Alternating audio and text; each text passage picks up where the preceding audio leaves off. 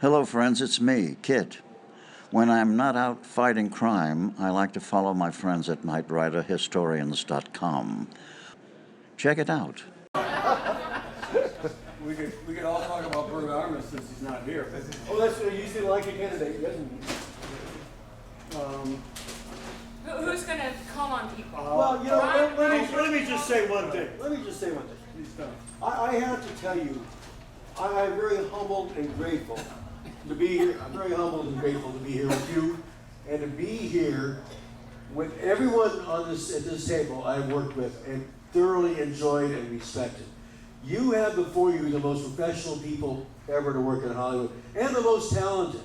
And they're also a joy. Each and every one of these people you could spend hours and days with and never be disappointed because they're just such wonderful, honest, real people. And I have to say, my 33 years in the business has never been better than the time I spent with these people on that show called Knight Rider and the car. But anyway. Well said, Ron.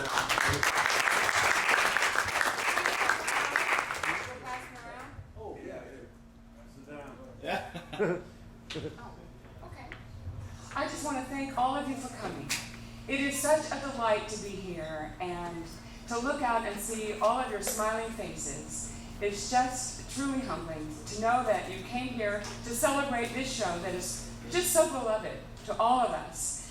And to know that so many of you came from very great distances. I think we have Malawi, although you came from San Francisco, and Germany, and Australia, and Japan, and Canada, and where else am I missing? Orange County. South Africa, Ron, who's become a friend. That's a cool thing. So many of us meet on the internet now, and people discover that they have this common bond, and that's a passion for this show that touched their hearts and moved them and taught them values. I hear so many wonderful stories from people who admire Glenn Larson because he created this sort of morality play that clearly delineated good and evil.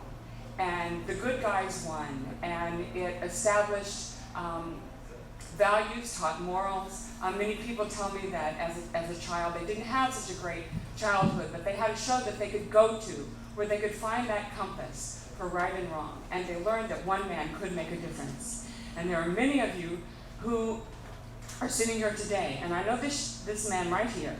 He watched this show in a little village in Southeast Africa.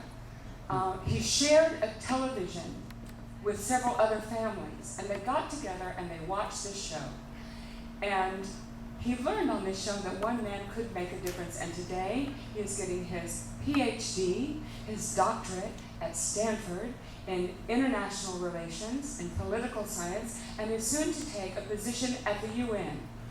So,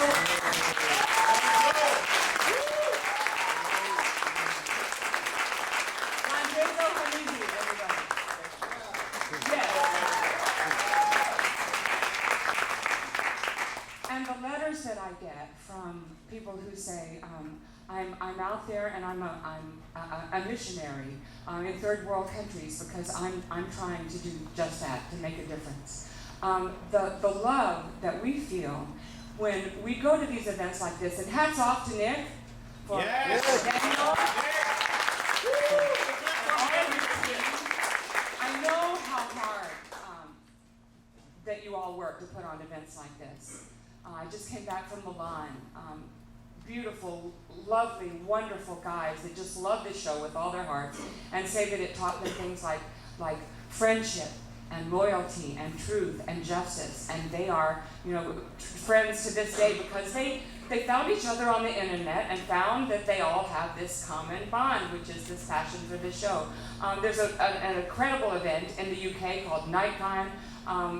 We've all been to that event, and these guys are just, it's devotion, it's love, and we know that you guys that put on these events, Nick and Daniel, there's no profit to be made here. We're all here for one reason, and that's the love of the show, yes, and what we learn, and the friendships, and it is truly humbling. It is remarkable that this show that we did so long ago still has the power to bring people together from all over the world. And here we are becoming friends. I mean, that's what life is about. That is what is valuable in life. And the more we grow, the more we realize that that's really all that matters in life, is our relationships, the relationships that we have with the people that we care about, and the memories that we make together. So I hope that you are all enjoying this wonderful weekend, and I hope you make it a very memorable one. So I know we got a lot to talk about.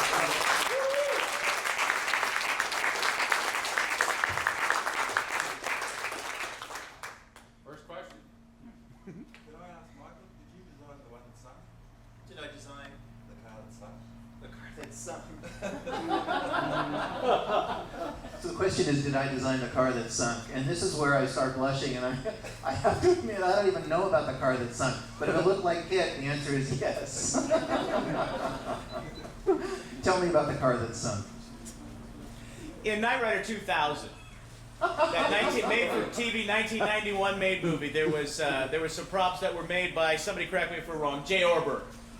And the boat that resembled a car that sunk, I believe was made by him. Last time I saw it was at his shop. It was. So there's the fill-in, and feel free to add to that if you like. Yeah, my apologies. No, it worked all the time All right, until they went to shoot it. I mean, they tested it and drove it up and down the river. Really and truly, It goes in clump. any questions, any real questions about the show should be directed to AJ, because he knows everything. Everything. I know it from talking with you guys over the years, and so it's you guys. Anyway. Next question. Coming from all the way from Malawi, I'm just curious if at the time of the show you were aware of how truly global this show was. And as you know, the 80s was before the internet and before a lot of people around the world had satellite TV, but it was still a truly global show. And I'm saying global as opposed to international, because a lot of things are international because they are seen in high-income countries. But this show was seen in each and every one of the 200+ countries of the world. I'm just curious as to whether you were aware of that fact and the kind of impact you were making to people everywhere. Who wants to take this? No, he's asking the question, did we know at the time that it had such a global impact? And no, I don't think we really did we, Ron? I mean, you know that you're on a hit show when it's on the cover of TV Guide, and you know what the ratings are. But did we ever predict, no, that we would all be here together at events like these? And I must mention Mark Hewitt, where is he? He does a great event down in Atlanta. Yes. And Paul Casey's event is absolutely tremendous. That's where we met the first time. He brings in people from, and I think that was where we first got a glimpse when all these people came into Vegas from all over the world, that it was still resonating with people. Even at the time, even in the 80s, it was one of the very few global shows, you know, to the level of James Bond and Baywatch. Well, that's very nice. Yes, that's very nice. You got it. You got it. Yes.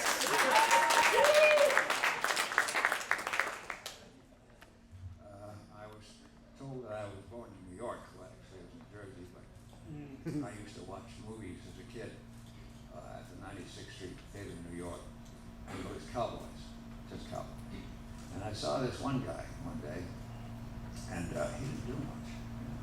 He just sort of looked around a little, yes, no, and so forth. And he walks in a certain way. You can just tell something about this guy.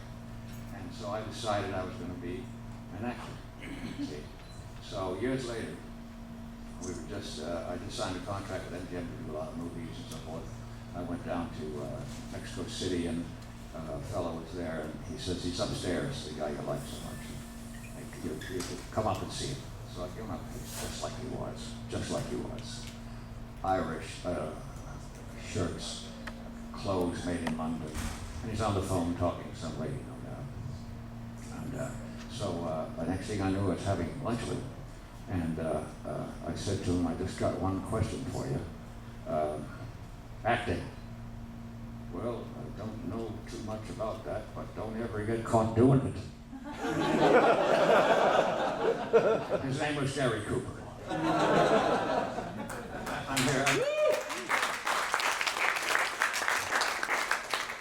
here to answer questions about this wonderful show, and I do understand it. I said something that goes on and on and on. We had that similar thing, and I came today for that reason, and also I did a small job in it because of a very good reason. But the fact was, I can't wait till I hear some questions. Thank you. Richard, please tell us about that reason.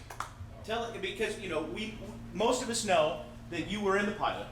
You were the doctor. That's right. That's Well, right. no, it's And even though, from my personal opinion, even though you might not have had an appearance throughout the other 83 episodes, I was doing something. your character,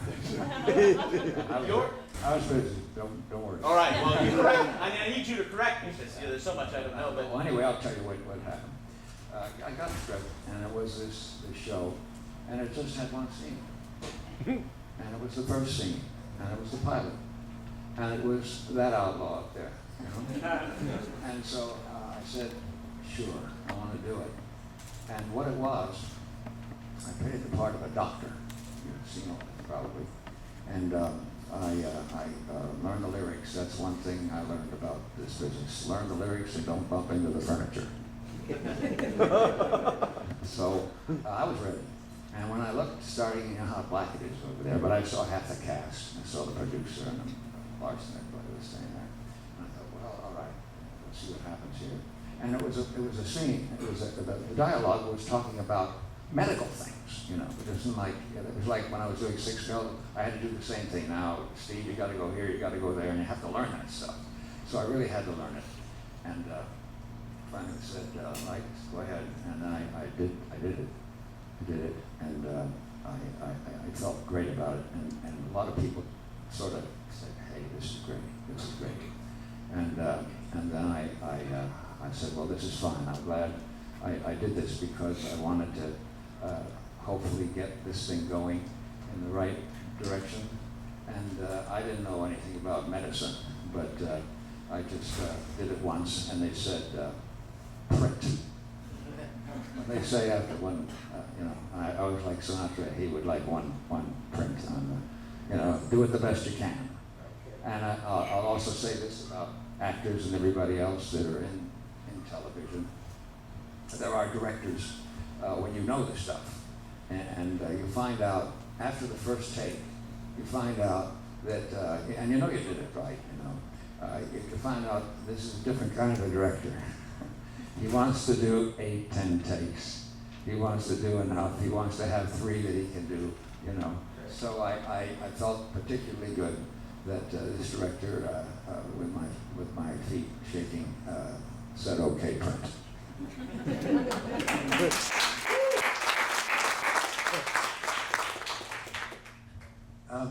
I want to come back to your question real briefly. I just have to say, I enjoy your work so much. I've enjoyed it over the years. So you did get us going, get the show going in the right direction there. And, that's right. The pilot is what sets it all in motion and gets it all going. I just want to acknowledge you, sir.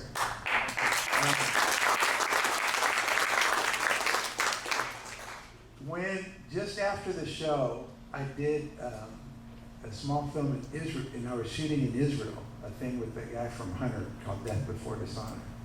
And the show was on TV in Israel in German.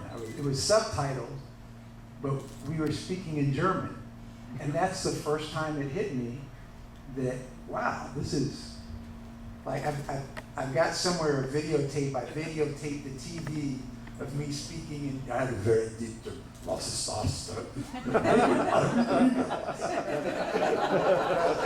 this is wild. It really is like internet, because I heard that it was in other countries, but I had, you don't know, it's big here, and then it was done. We didn't come back, and then I was away, and I was like, wait, it's still running in the world somewhere. And then all these years later, like we were saying, we're here, and really, you all are the ones that keep it alive, just with the cars and everything, just that, what you design that people want to emulate, that's part of what makes it tangible. You know, even I hear people talk about whether here or in Europe, driving down the street and people being thumbs up and somebody saying, "When is that car coming out?" You know, the kids that don't know that this is a 30-year-old car still think it's the car of the future. You know, it's just it's amazing the life that this has, and so it's somehow I was blessed enough to be a part of it, and so thank you. Thank you.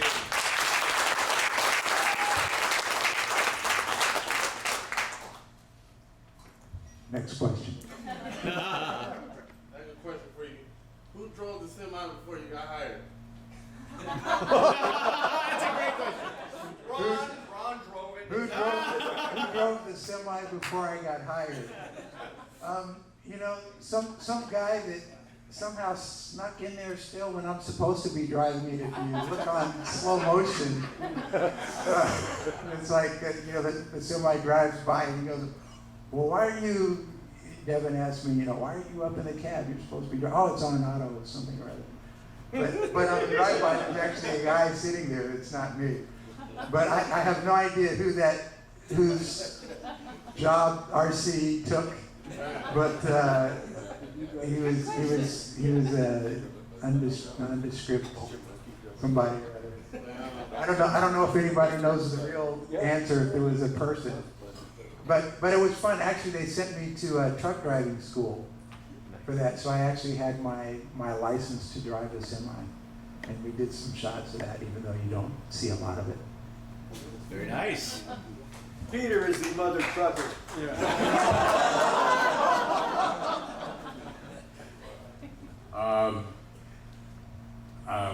The semi, there was quite a few. Whoever was up the bat, it was myself, Buzz Bundy, Okay. you. It was always whoever was up the bat ended up driving the truck. If I wasn't driving the car inside and out, in and out of the trailer, it was Buzz Bundy. It was Ben. If I wasn't, then I was driving the truck. So we always switched off. Like, okay, it's your turn, you know. So it was a lot of fun to be able to be part of it. And the pilot, they give us the car. Thank you for building it so tight so we could get in and out. It was kind of interesting. The emergency brake, as you notice, is up here. And they want us to take this car and they want us to slide around corners and do all this kind of things. And we had trouble because we couldn't pull the emergency brake up. So we put a line lock on it, and a switch. So you could lock out the front brakes, and then you could hit the switch and you hit your pedal, and your back brakes would work, and then you could slide the car. It made it a lot easier to get the car around, get around corners. And so then they turned around and they said that they wanted us to take this car and drive blind. So then Ron gets everybody going and building the seat so I can sit in it and look out a periscope, and right between the headrests was a little window that you looked out of. Very, very narrow. So you just saw just a little bit over the dash. So it was quite interesting to be able to drive and get that thing around. There was like a lot of times a lot of radio communication. Left, your other left, your other left. So we had a lot of fun doing that. The pilot was always interesting because we were inventing and doing things as we went. And we set precedents doing the pilot for the other shows. We built a cage, a plastic cover that went over the top of the car. So when we drove it in the semi, if it scraped on either side, it wouldn't dent the car. It would just take the plastic and scratch the plastic. We also used that cover when we shot near a school, because all the school kids would come out and they'd walk right by David, run up to the car, and kick the car. Yeah. To make certain it was, and we kept having to repaint the car. So we started using the cover to keep the kids from damaging the finish of the car. Just to the side. I was going to ask you, Terry, did you guys ever have any wagering on who's going to bust the most mirrors off the side of the car going into the semi with it, like find each other or something? Well, it was just an unspoken thing. If you took a mirror off, your stunt adjustment wasn't there. Yeah, it was quite interesting dealing with all that. I did one scene, you probably remember it, when I drove through, it was like a drug house and there was a table with drugs on it. It was a table like this, and I had to take it in, spin the car around, and then it was supposed to hit the afterburners and blow up the table. Well, I come in a little too hot. I hit the table, spun it upside down, went underneath the camera, and everybody's screaming, like, oh my God, he's gonna kill somebody. But when I came through, the tunnel was at dark, and then it hit those bright lights, and I had to spin it around. It was quite interesting. Anyway, you asked the Hoff about it. He'll tell you today that I was going to kill him because he was standing right there. He's going, dude, you were going to kill me. I knew you were going to kill me. But just little things that we dealt with on the show, which was kind of interesting. I enjoyed the show. I've never been to one of these events in my life. I've done quite a few movies and TV and everything. I've never seen people, this many years, this many people be so excited about something I've done. And I've done a lot of stuff. And this is really amazing. They found me on Facebook, asked me if I would come, Kurt and Matthew and everybody, and just said, hey, can you come down? And I'm overwhelmed to see how you guys are really carrying on the family name. It's amazing. I just want to thank all of you guys.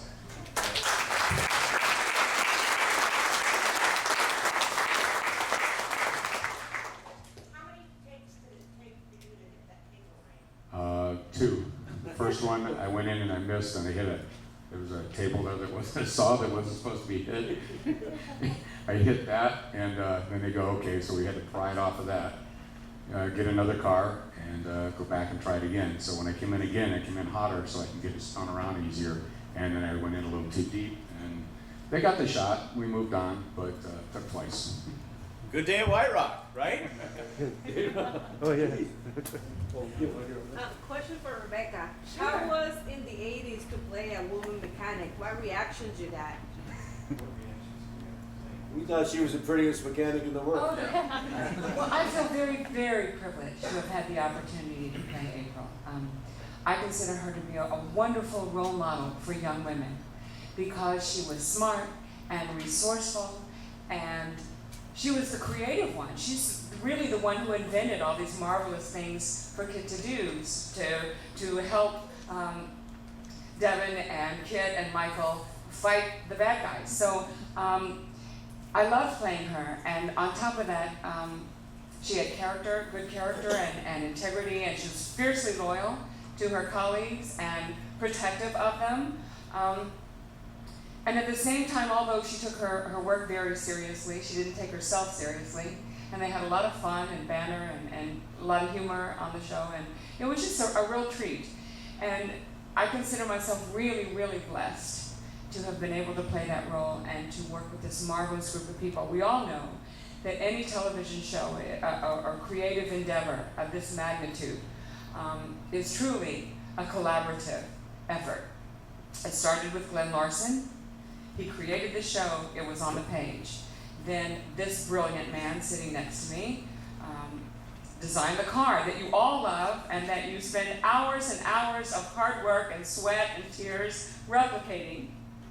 And then Ron Martinez and his group of producers, they make it a living, breathing thing with all of the thousands of people that it takes to make a show like that happen, from the editors and set builders and makeup and hair people and grips and electricians and lighting guys. It's a huge, huge endeavor. And you never know. Think of all the thousands of television shows that are written and created and produced. And how do all those various components, all those elements come together to create magic? That's very, very rare.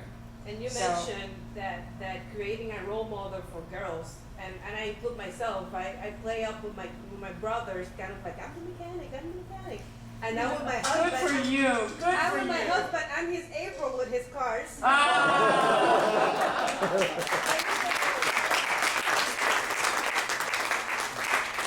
That's a real treat to my ears, so thank you very much. And yes, it's truly a privilege to have been a part of something magical. I count my blessings every day. Thank you. Yes. Why did Patricia leave the show a first season? I don't really know that. I wish I could answer that. I don't know. I'm just grateful that they asked me to come in and work on such a blessed set. Demelson. Why is it that between the dashes you've got 2 TV screens for the first season, and then the later seasons it's one TV screen? This is fantastic. Here's a question I can answer. You want to repeat her question so that people in the back. The question is, why at first were there 2 little monitors and then later on one bigger one?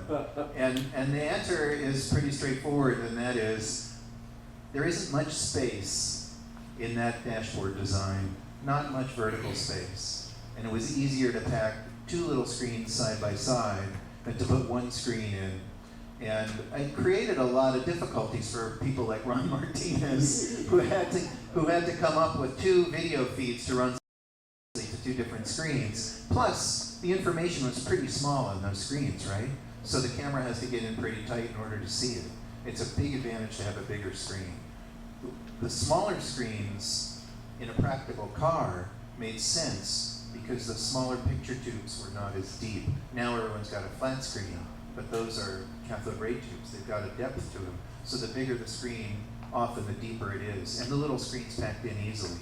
But they could put that bigger screen in an insert stage. They can shoot that TV in a dash that's built into a car only for shooting the little inserts of the dashboard, right? So it doesn't even matter how big it is. It made a lot more sense for them, and they only had to supply 1 video feed to it, so it was bigger and better.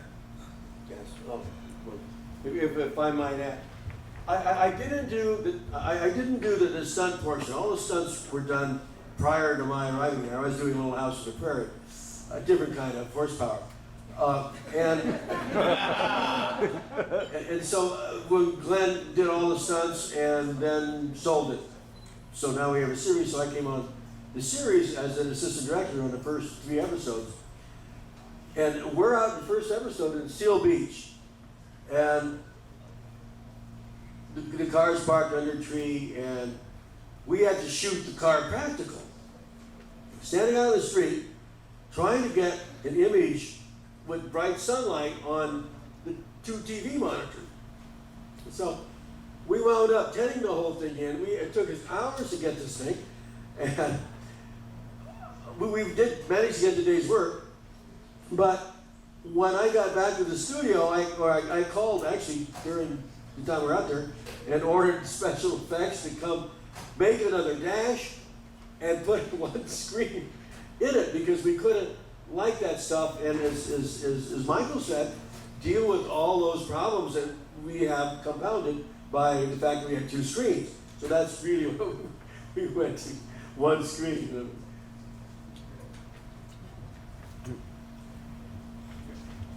Questions? Mr. James, I just want to know what is the most difficult stunt you ever had to do? On Knight Rider? Yeah, on Knight Rider. We did a scene where we come off a building where he's supposed to be taken out of the car to the sunroof, and we're supposed to go land on the top of the building. We had to shoot that in reverse. Come off the building and down, straight down. And then we did it in reverse, so I had to get on the ladder and then go into the seat about 10 feet above and try to miss the steering wheel. It was fun. You had an awful high voice for a while after that one. I had shin guards on, I had a cup on, I had the whole deal on, and believe me, I went in fast. I heard that sometimes when David would go to get in the car, you guys would have arguments who was going to drive once he got in the car, whether it was going to be you driving from the back or him driving from the front. Yeah, several times we were he always wanted to, be the guy driving. He always said, come on, let me drive. And then the producers and, Ron would say, no, come on, let's just get the shot. But the funny part is that, when we did the pilot, after we got the pilot done, we started the first episode, and I told Hasselhoff, we're walking back to after the end of the day, and I said, dude, you're going to be a star. He goes, you're kidding me? I go, no, trust me. Look at those kids over there at the school place, right? They're going nuts over you in the car. We've only done just a pilot, they're airing it, and we're working on it. And I said, look at them. And he goes, "You're kidding me." I said, "You're going to be a star." I said, "Just don't forget me." Oh, he forgot me. Just kidding. Louis, as AD for third and fourth season, do you have any cool behind-the-scenes stories you can share? How many hours do you have? Yes, I do. But actually, I wanted to make one comment prior to that. Everybody's been speaking about professionalism and the family feels of this enterprise. It's very hard for people who aren't involved in this business to realize the pressures involved with producing any episodic show, and especially a difficult hour-long show like Knight Rider. These actors, and I worked with Richard prior to Knight Rider on $6 Million Man. It was the second job I ever had. I was an assistant director training program member.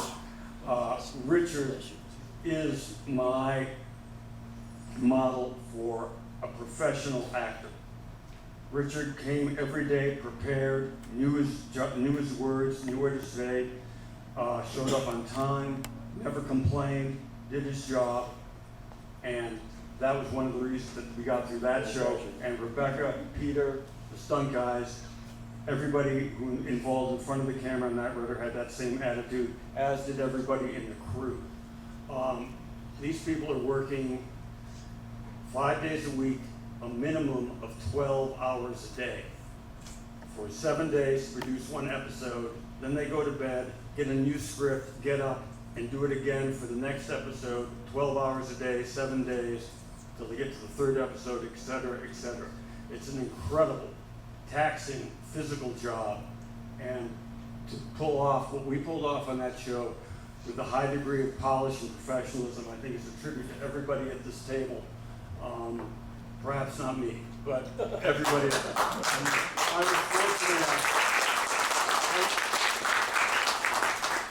I was fortunate enough to be able to organize shows with people who were willing to be organized and wanted to move forward. There's a lot of shows, well, as I was telling somebody earlier, there's two attitudes in this business. There's people who want to go and people who want to stop. Working on a show like Knight Rider, you want to be working with people who want to go, and fortunately those are the kind of people we had, and the results are the show that you love and the show that's lasted for 30 years. Okay. Stories. What do you want to hear stories about? The juicy stuff.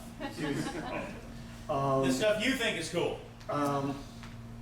Well, I think we've talked to some of the other senators. I'll tell you a couple of stories about doing the voice of KITT on the set, because that was the job of the assistant director. David's theory was that KITT was a boy, and he wanted a boy, a male anyway, reading KITT's dialogue. And so what we would do is when the car was stationary, it was easy. When he was running up to it and asking for something, I'd just be beside the camera with the script, and I'd read KITT's dialogue. So basically, David had something to react to, and also he had timing. So the rhythm of the scene would be timed. Oh. Nice. It's David. It's David probably playing.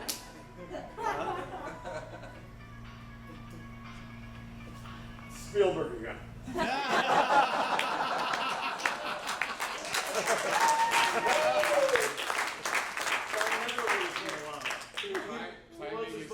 No more dinosaur movies. I keep telling you, I don't see the profit in it. So, but when we were doing driving shots, usually the Knight Rider car was being pulled by a camera car. I'd sit in the camera car. We'd put a walkie-talkie in the seat next to David. I'd have headphones on so I could hear what he was saying, and I would have a walkie-talkie. And so I'd be talking on, KITT, buddy, scanner's on, wait until Michael, my scanners told me that there was a truck 3.5 blocks away with 5 people in it, and they're all eating ice cream, or whatever the line is. That's easy enough to do in the daytime and normal speeds and a nice flat road. We also had to do it on a motocross track, or at night, and I'm holding a flashlight, or up in canyon country. On the 22nd of December at night, when the temperature without wind chill was about 30 degrees.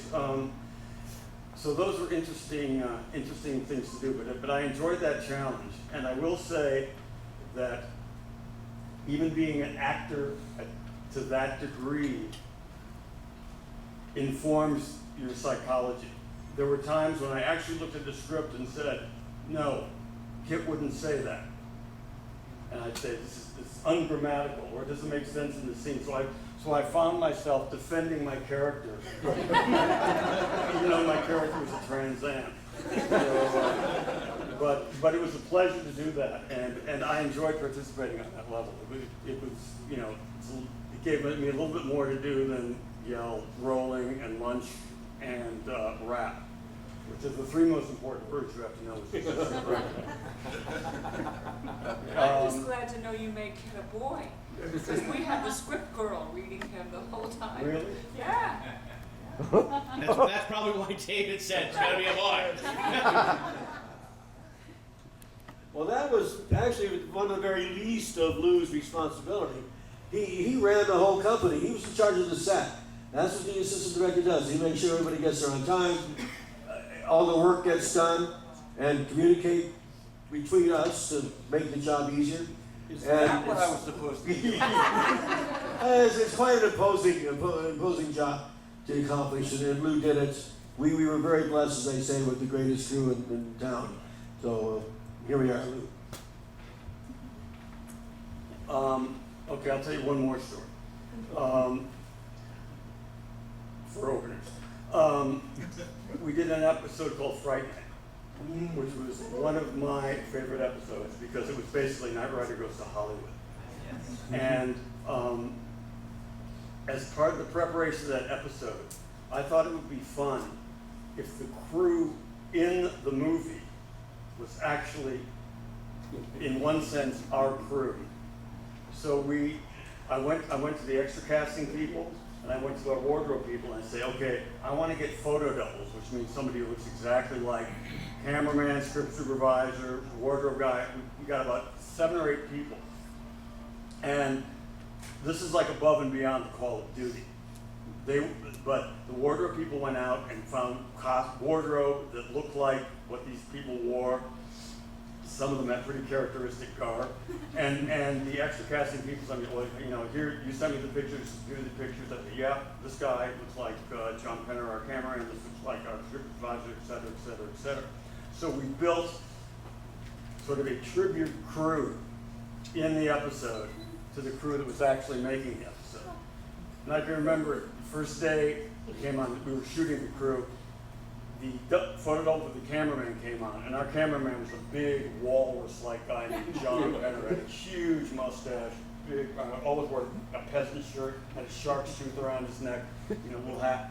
He looks at the guy, he comes over, he booming voice. Yeah, and he puts me in a headlock, he goes, son of a bitch, Lou, is that guy supposed to be me? Yeah, John, as a matter of fact, he is. He said, well, that's pretty damn good.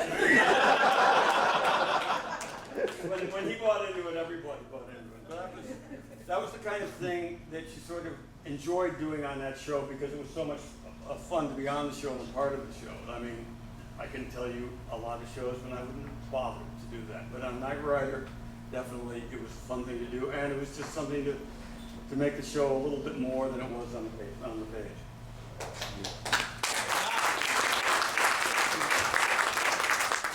And this man here did all the hiring, so this guy put a great crew together, trust me. Go ahead. There's an episode where the car jumps over and lands inside an apartment. How did you do that? How did you get the car out of it? Miniatures. There was a problem when the budget started coming in and all the cars that everybody was going through. And Ron was talking about over lunch. They got to a point to where they could do miniatures cheaper and then having stunts being done.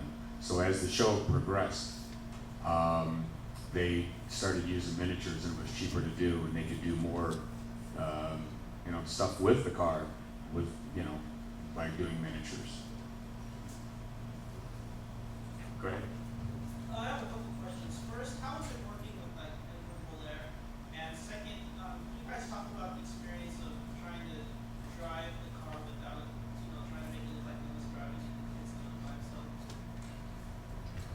I'll take the second one. The problem was is we had the seat tore out, and we had the seat cover over the top of me, and on the sleeves would be like armrests. They were brown, and that's how I drove the car, so that so when you looked in, you couldn't see anybody driving the car. I was basically the seat. It was just a metal platform that I sat in, and I pulled the seat over the top of me. And then I put the bottom seat, I put on my lap, I put had brown pieces of seat on my arms. And that's how I drove it. I have a question. No, I'm just kidding. One of our panelists has to leave because she has a prior engagement. I have to go sing a concert, everybody. So I just want to tell you how wonderful it's been to be here with all my Night Rider family and all of you, and just enjoy the rest of the day. So anyway, so the seat was designed to where I was in the seat. So you looked in, and that's all you saw was just the seat. It was a cushion pulled over the top of me, and then the arms were made with the same material. So when I went to drive, I had to drive and hang onto the bar underneath and turn it like this. And then when I had to hit the e-brake to slide the car around, I had to flick the switch, and the cushions was so thick that I couldn't hit the button. So I'd take it and I'd hit it with my hand like that, and then I knew it was in, and then I could slide the car around. The front brakes would be out. But it was quite interesting. Everything, like I said, from the pilot on, everything was very experimental, and everything that we did kind of set the precedent for the rest of the show. So I was proud to be part of everything from the get-go. So it's a great show, and I'm still blowing me away about how you guys have rigged these cars, done this stuff, followed along pictures, and you know the stories. It's amazing. And like I've forgotten a lot until we're sitting here talking, and I was like remembering the episodes and stuff, what we did and how we did it, and it's great. That's cool. Along those lines, if I may, the line drive seat that you're talking about, it seems like there's several versions of it. For example, in the pilot, there's something that you described, but it almost seems like this seat is a costume that the driver is wearing, and they're still using the real wheel instead of the smaller one that's dropped beneath. Were you working on with both of those, or the earlier version or the later version? Both. Both. Okay, very good. Yeah. So the first version, we had the bar, we had trouble, trying to get it around and try to do stuff with the costume. So then they ended up designing to make a smaller wheel so we could use that and use, to turn the wheel and stuff. So it was, like I said, it was from the pilot on.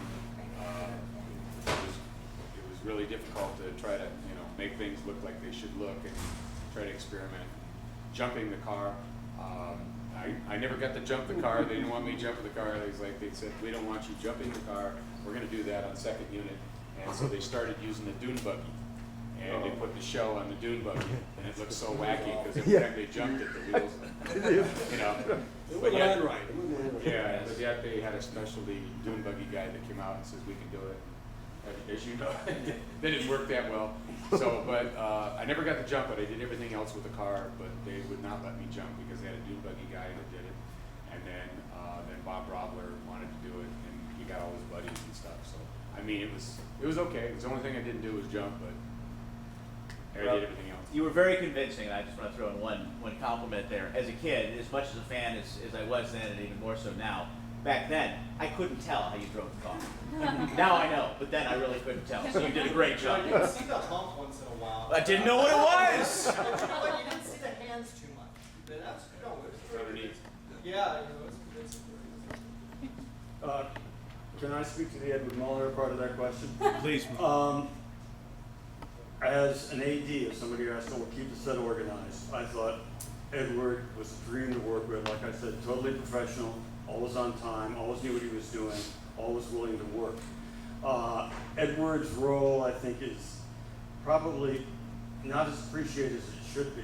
Someone in these shows, and Richard had the same function on $6 Million Man, has to basically explain what the plot is and tell you what the ground rules are this week. And he has to do it in a way that's engaging so that you don't feel that you're getting a lecture. It's a very difficult and fine line for an actor to progress along. You you can't be too clever, or you lose the information, or too cute and lose the information. But if you're too dry, nobody's going to absorb what's going on. You have to present that information, but you have to present it in a way that's engaging, so people will actually listen and understand what the rest of the show is about. And I think that Edward did that very well, as Richard did in $6 Million Man. I would generally say he's I think he's one of the secret weapons of Knight Rider that nobody really talks about as much as they should. I'll let somebody like Peter talk about what it's like to work with him in action. For me, it was great as I'm sitting here, and you mentioned Richard. It kind of makes me feel like there's a different energy that a lot of the older actors have that came from theater and film, and there's just a wisdom that they have, a way about doing that. Knight Rider was my big break, and Edward was like a mentor to me in a certain. I was a fan from when he was doing Ghost and Mrs. Muir and everything. So I knew, and he's somebody that had the history, and I'm the kid bouncing off the walls, excited to be doing this thing. And he's like, even like when you talk about don't get caught acting, that kind of story, that somebody to say, hey, sort of, this is what you do, and this is your camera here, and this is when you're off, and this is how you look here, and all this stuff that's going on. He was somebody for me that really, like I said, kind of mentored me, guided me through while, David was fun. But Edward, to me, was really somebody who was reminded me that I'm not just having fun, that I'm an actor, that there's a character that I'm presenting, and there's relationship that we have, and there's all that. And it was really just somebody great to work with, and I think helped me on a lot of levels. So, miss him. Yes.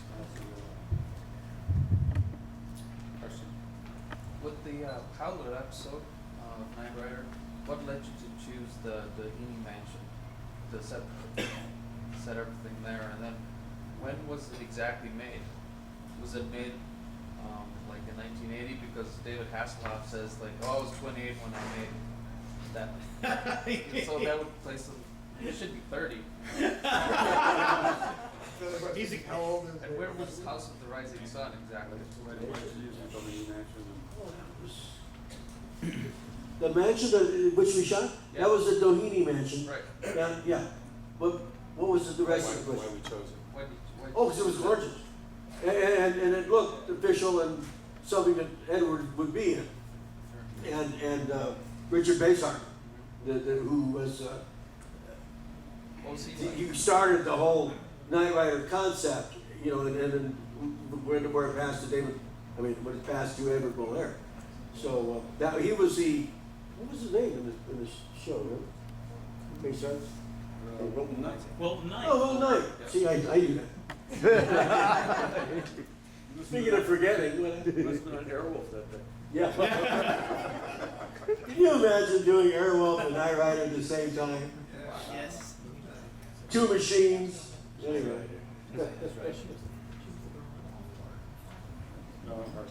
During Street Avenger, when you're coming down, was there any bloopers or stuff you want to share? Oh, yeah. Some interesting stories on that set that day? It sounds like there is. Any interesting stories about Street Avengers? Things you messed up? Traumatic experiences you want to share with the room? Street Avenger, first day. And it was interesting because I guess it came down to the wire. I got cast on the show the day before I was shooting in Chicago. So I had my last audition whatever it was, 8 o'clock that morning. 1 o'clock that afternoon, I'm on a flight to Chicago, and 6 o'clock the next morning, I'm on set. So it was this big whirlwind thing. And so the first thing we're shooting is a fight scene at the end of this chase that I'm going into this alley. Yeah. And we rehearse the fight. You know, I've never done a fight scene before, and going through with Jack, and he's taking me through, and we're doing it all like half speed. So this is what you do: you get the guy down on the ground, he rolls over, you grab the front of his shirt, you pull him up, and you punch. Now you don't have to explain the cameras behind over here, so when you pull up, you don't even have to be close. You're like 6 inches away. Punch, you swing. It's not like a regular punch. You swing wide, go across the front of his face, you know, and it looks like you hit him. I was like, okay. So we go through, rehearse it. Everything's great. Ready, action. So now we're going full speed, and I grab the guy, and you know, slow, half speed. It goes like this. Full speed, his head goes like this. And so, of course, when I punch across, bam, I'm like, I hit him. So he's, you know, they're running 2 cameras. He's here, and David's doing his thing, and I'm like, supposed to look at David and go. And I'm like, I'm not allowed to yell cut or anything. So the guy, his lip was split, and I don't know how many stitches ultimately he had to go get, but he hung in and finished in spite of the fact that his lip was bleeding, and so they started calling me One Punch after that. But that was, I thought I was going to be one episode and done. That was it. I blew it. My first bit of film is me punching this guy in his lip. Now, Peter, is it not also true that a member of your family actually made an appearance in an episode called Fright Night? As a matter of fact, when we were talking about Fright Night, it did make me think a member of my family for 27 years as of yesterday who was my wife. Yeah. So, yeah.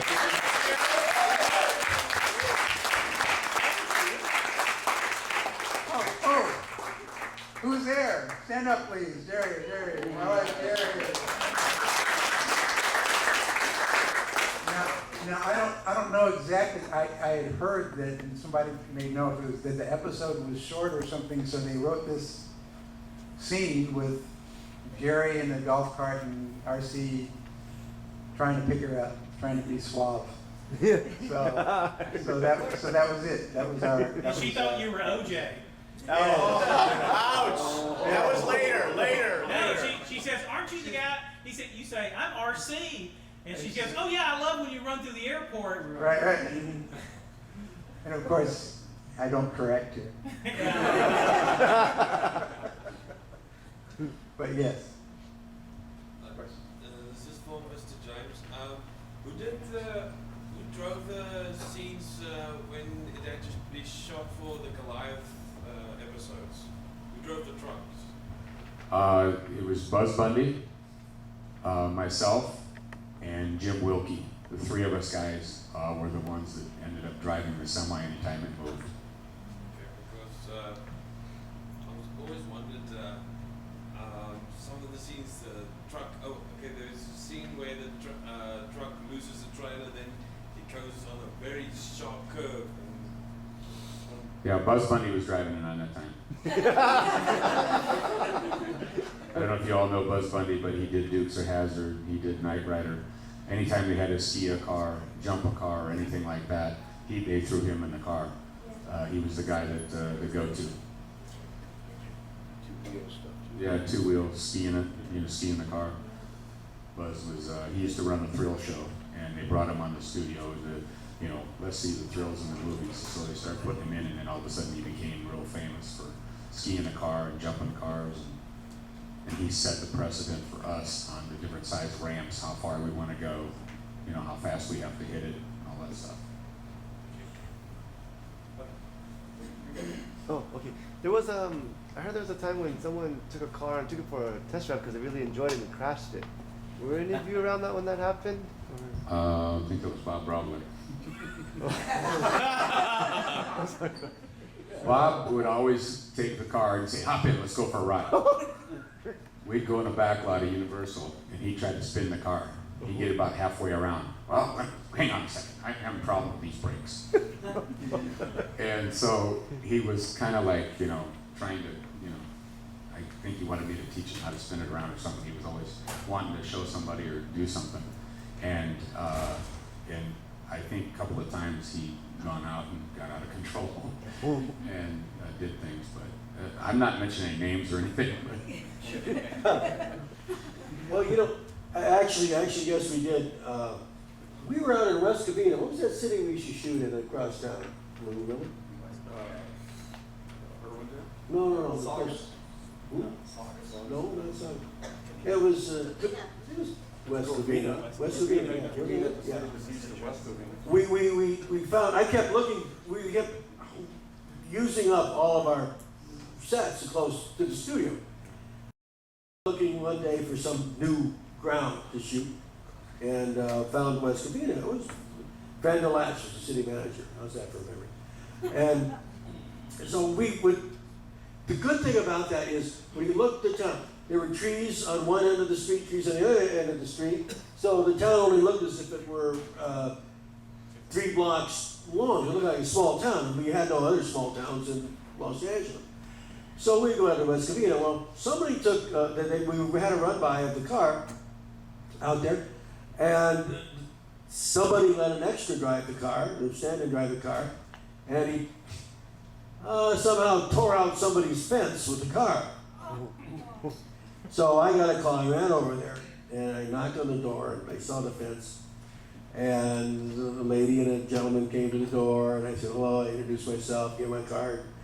And I said, I understand, and I acted furious that this was never going to happen again. I'm going to fire everybody, and so on and so on.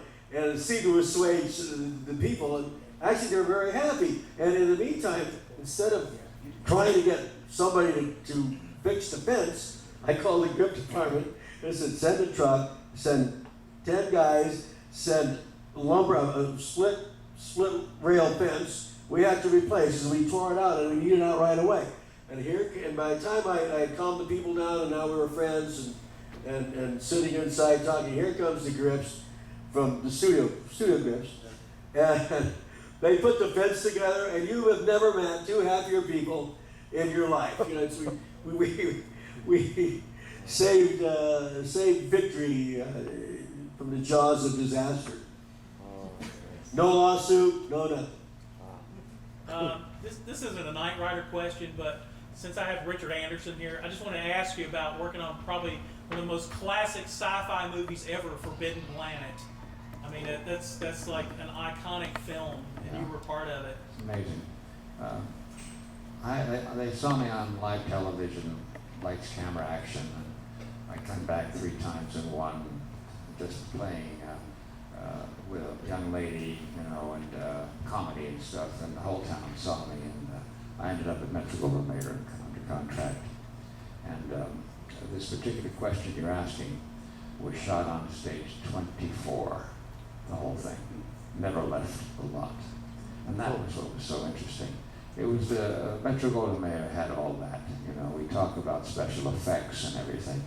They were as close to good special effects, not like today, but they could do all this stuff with miniatures and everything, and they had an extraordinary amount of technical brilliance, and that's how that film was made. Forbidden Planet was actually based on a Shakespearean play, yeah, and called The Tempest. And this fellow got together and wrote it, and Nicholas Nafak was the producer of the studio, and he thought it'd be a good idea. He liked the way it was written. Okay. What happens is they needed a robot. And Nick was very, very, very particular about that being right. And the art department couldn't come up with anything. And a young Japanese gentleman, very young, was just joined, and he made one by hand and handed it. And of course, the head of the department took it from him, and they went upstairs, and that's how this film got started. Now, there was no real reason that they should have made that picture at Metro, because these guys were all asking questions. Well, what kind of a movie is it? It's sci-fi. I said, sci-fi? What's sci-fi? You know? Well, what is sci-fi? We don't know what we're talking about. That's Louis Mayer and Benny Thaw and Mannix and the guys. They were living in a different world. They talk about older times, you know. And he says, I want to make it. So they started on stage 24, and I was given a part in it. And we had a very good cast of Walter Pidgeon, you know, he was incredible. He held the whole thing together in a sense. But what happened was, as a sci-fi movie, it was the first. Spielberg, Lucas, those fellas saw that. And that's where all this whole science fiction came from. And it is extraordinary that today it is just as well liked and well you know, thought of. And its 50th anniversary, Warner Brothers sent me down to, guess where? San Diego. You know that place down there where they have all those people? Yeah, yeah. And I was lucky I had someone with me that's, you know, just, you know, be there for me. And we stayed at a great hotel, and I was there 2 or 3 days for Forbidden Planet. And you don't know what it's like down there, but because most of you haven't been there. But I'll tell you, I went into the big room there, and it was the biggest room I ever saw in my life. It's a warehouse. And they were all there. And Forbidden Planet was the one that they wanted to see. And that probably, you know, would tell the story. It made money, but then through the years, it just keeps coming back in a way unlike anything that probably Metro-Goldwyn-Mayer ever made. Thank you.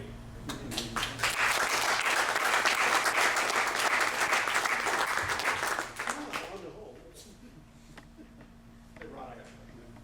Like a lot of kids, we went to Universal and saw the car they put on display for kids to see, you know, at the amusement park. And I sat in the car, and you know, you should make, you know, you got your switch pods, you got the stuff, and then you know, your turbo boost, you got all the normal stuff. But there's a figure of a men's restroom and a ladies' restroom on the buttons. And the funny thing is, and I know there's always this kind of dark humor that goes on with television shows. Is there any other shows you work on that did kind of crazy little, you know, behind the scenes stuff that maybe, you know, you had there, but no one saw it, inside joke stuff? Actually, that happens quite often. And there's always somebody with a wonderful sense of humor on the set. And sometimes we prevail upon the problem and come up with something that is like that. It's sort of hidden so that you really have to be watching. You know, it's the way we test your faithfulness and attention span. Nice. But you know, you can't work 12, 15 hours a day without having a little fun. I don't know if any of you, I know you were talking about miniatures earlier. I don't know if you talked more about this when I left. I knew Jack Sessoms. I used to go to his shop all the time and see all the Knight Rider bottles that he used, the screen bottles, and I got to touch those. And Airwolf and Dukes of Hazzard, Fall Guy. Did any of you ever work with Jack personally or with him? Absolutely, absolutely. It's sort of a long story, which I don't mind telling. We kept crashing the car, and don't forget, it was a brand new car. First year of production. There were no spare parts. And every time we jumped the car, the nose would, it's a subframe on the front of a Firebird Camaro also. And the nose would bend. So you'd have sort of a V-shaped car. So, and I had guys working all night. I had the whole shop working all night. I had painters. I had all this. It was a killer on the budget. So I started thinking about there's got to be a better way to do this. So I went to Industrial Light and Resin down in what was it? San Rafael. Yeah. Oh well, no. And I went. There was one in by the Helms Bakery. Rick Price. Rick Price. Yeah, Culver City. Anyway, I went to the big place that was on the cutting edge of computer graphics. Digital Productions. Yeah, that was it. Yeah. And thank you. And so I go down there and I order. I said, look, I want just do a kit for me. And I brought them pictures and all that.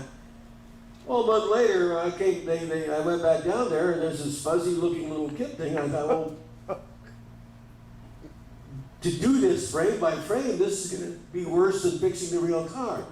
So I started looking around for miniatures. I had shot on some features, big-time feature movies, some miniature work. But the miniatures were like 3/5 scale, so they really weren't miniatures. They were just sort of shrunken prop. And you know, I did airplanes landing in the ocean and all kinds of wonderful, fun things. On Big Stage 1, we had the big tank there at Universal. So I thought, oh, why don't we do miniatures? Huh? I tried to find somebody to do miniatures. And I called in everybody I could find. And the first guy comes in, and I had an office just for this interview. And he comes in, and he told me why he couldn't do it. This is impossible. He went on and on. And for once in my life, I blew up and was screaming at him. I didn't call you in here to tell me you can't do something. I want to hear you can do it. And so anyway, I threw him out. And he was a lovely assistant who tried to calm me down, I guess. And so he went, and I found Pete Slagle and Sesame Slagle. I called Pete in, and we had a great meeting. And I thought, okay, let's try something. So I go to the writing music, Joe Robeson. And this is after Bob Senator passed away. God bless his soul. He was a wonderful man, Bob Senator. I had worked with him on a lot of Jack Webb stuff. And he was just a prince, a real prince. He'd make me work for everything I got. If I asked him for something, can we cut this, can we cut that? He would make me convince him. And then he would say, he'd get the little smile on his face, okay, we can do that. And he did it. He was a fabulous man. He had done a lot of Jack Webb. Anyway, so I go to Joel Rowe and say, hey, look, I got this picture, this is what we're going to do, and so I'm going to test it. And he said, okay. And he said, well, why don't we just test it and we can incorporate it in the show? I said, okay, so we can do anything but water. He says, okay, great. They call me later and say, Ron, yeah, we want to get KITT across the water. I said, wait a minute, Joe, I told you we can't do that. No, we've already written it. We've got it in the script. It's coming out, so we have to do that. I said, come on, oh, Pete. No, I go to Pete, and he goes, okay, we'll do our best. And so if you remember that show, KITT going across the water, we did that down in Malibu at Pirates Cove. And there was a little bridge, there was a little walkway, a little pier, and he built everything. And we shot it down at the beach. And it worked out pretty well, if you recall that, for our first try. So after that, and I saved thousands and thousands of dollars, so we could afford more actors, we could afford more action, we could afford, it really turned that show around. Plus, for its time, to see it on TV, it looked wonderful. Now that you can rewind your DVD and you watch it in slow motion, it tends to fall apart. But when you saw it then, it looked fabulous. I was convinced. And we did wonderful things with miniatures, the things you can't do. Flying KITT over a train, flying him through the train, boxcar, hitting the Sepulveda Dam and chipping off the sea. All of that was done in miniatures. We had a chase with a thresher, a corn thresher. I had about this, the cornfield was about this big. And we managed to make it look as if it were a real cornfield, and the use of miniatures, well, we convinced everybody. There's never any doubt that KITT was really doing that. And so we had a lot of fun with miniatures, and Pete Slagle, and he's still around. One day I keep calling him and trying to drag him to one of these. So Pete is a very loquacious guy, and a very fun guy, and very creative, and you can spend a day talking to him, and he will talk for a day without stopping, but you will learn things and enjoy listening to him as you've never enjoyed anyone else. So hopefully one day I'll be able to convincingly drag him out here, but thanks to the use of miniatures, we were able to do the show, and we had no more than $1 million each episode. That's all you got. If you have $10 to spend on groceries, are you going to buy ice cream or are you going to buy vegetables? buy ice cream. That's my beer, actually. Hey, Terry, let me ask you, let me piggyback off of what Ron was talking about. As a stunt man, and your living comes from doing the driving stunts, did it bother you that they were doing that? I know I've heard other stunt guys that did because it was taking food out of their mouth, but I just want to get your... But more often than not, if I might interject, we had, say, him driving the car up to where we used the miniature. Right. So we tried to not, we tried to take care of our own, if you know what I mean. But, Yeah, it's you got to be able to drive the car, but you didn't be able to do the stunt. So you're like on a weekly, but then you don't get the stunt adjustment. So it kept you employed, and you've got money coming in, but it's not making the big bucks. but also we could do things that, believe it or not, even Terry James couldn't do. So we could write in another stunt that he could do easily, and let's get a little stunt adjustment. As I said, we try to take care of everybody, especially Terry. There's really nobody finer than Terry. He's a wonderful, accomplished stunt person who's always on your side. Yeah, I just want to add, I mean, as we were saying, a lot of the stunts you saw were combinations of real and miniature. We talked a while ago about the kid going into the apartment. Well, going into the apartment from the outside was a miniature. Then we built the apartment set on the stage and brought a real car through the wall into it. So the challenge is to match the materials so the miniatures and the real action go together seamlessly. And I will say that I did shows, and then I saw them on television, I'd say, when do we shoot that? And I go, oh, it's a miniature.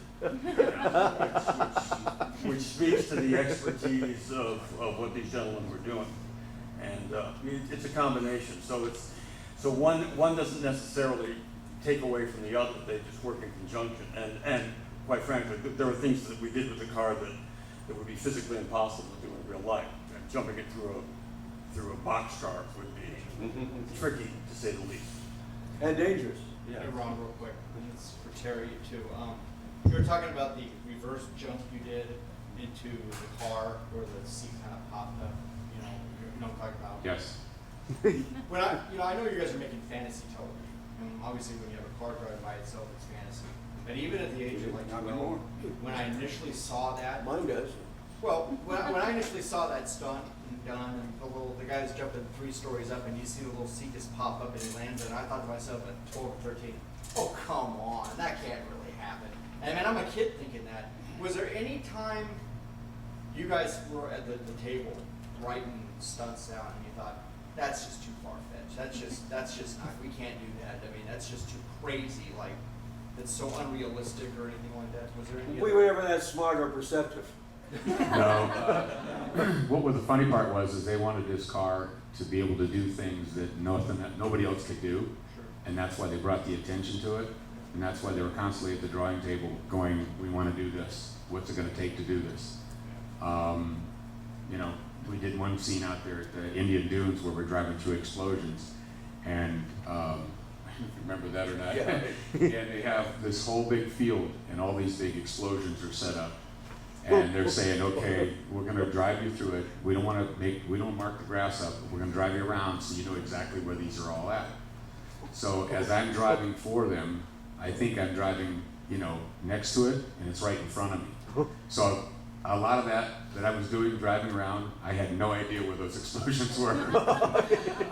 It looked great because I had no idea where I was, and I saw them go. I averted and went to another way. It was pretty amazing because they had it all covered up. Made it look like it was just a regular field. It was quite fun. Boy, Indian Dunes was our home for a lot of that. And it used to be a motorcycle park, and Airwolf and we would shoot there. Often we were always there for a couple days, and we did a lot of work at Indian Dunes in a lot of places that no longer exist as California has grown and matured. Yeah, you're quite right. Some of the places we do car chases now, if we did them now, they'd be going through suburbia. But the advantage of going to a place like Indian Dunes was control. We owned that entire area, so we owned all the roads, so we could do whatever we wanted to.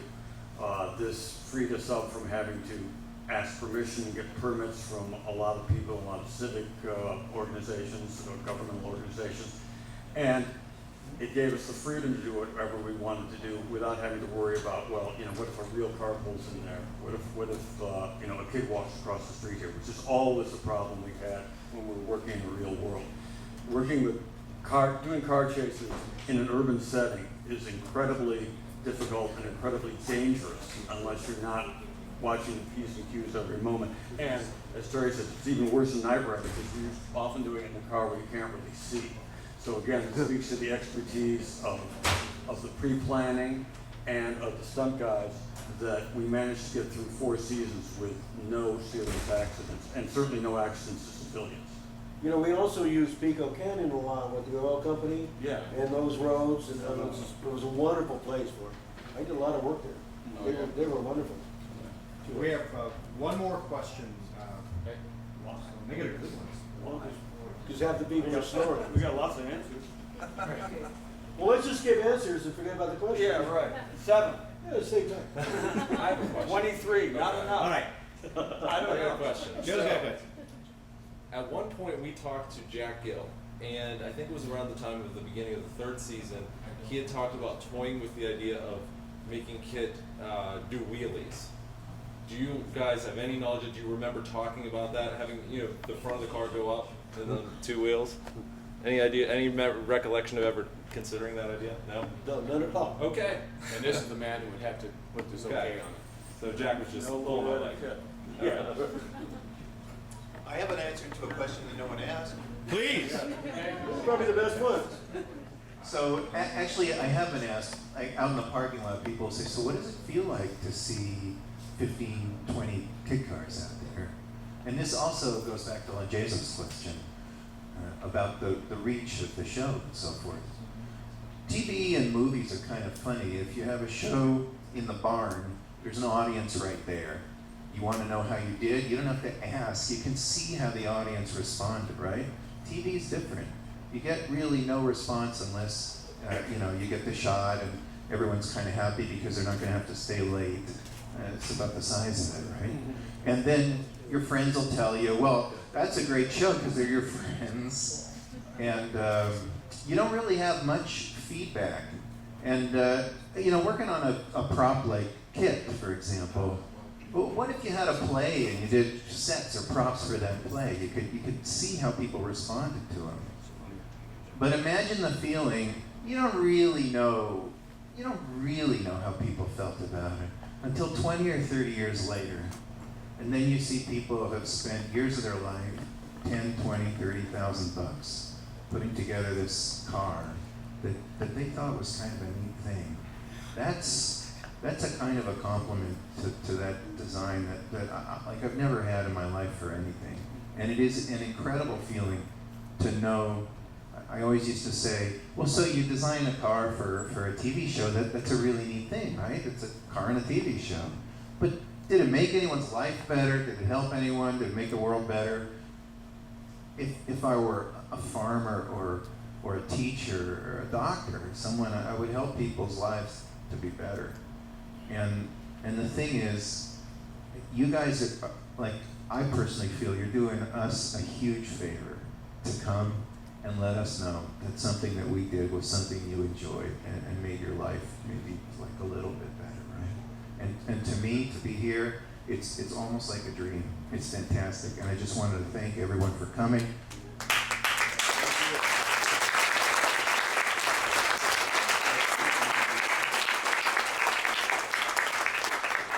And everyone for being so patient And now, while we listen to Joe's selection of Knight Rider music that we received directly from Don Peake himself, we'd like to thank these Patreon supporters. Look at you guys scrolling up the screen to my right. Wait a minute, how can you tell which side is my right since you can't see me because I'm not on camera? Oh well, you know what I mean. We're featuring these fine supporters at our Knight Rider Prop Restorer level. Thank you very much for your support. And for those of you at the Knight Rider History Hunter level, we're recognizing you right now in the description.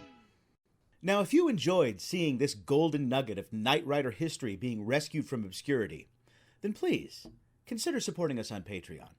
Your support would empower us to bring you even more of these historical nuggets. We are the Knight Rider Historians.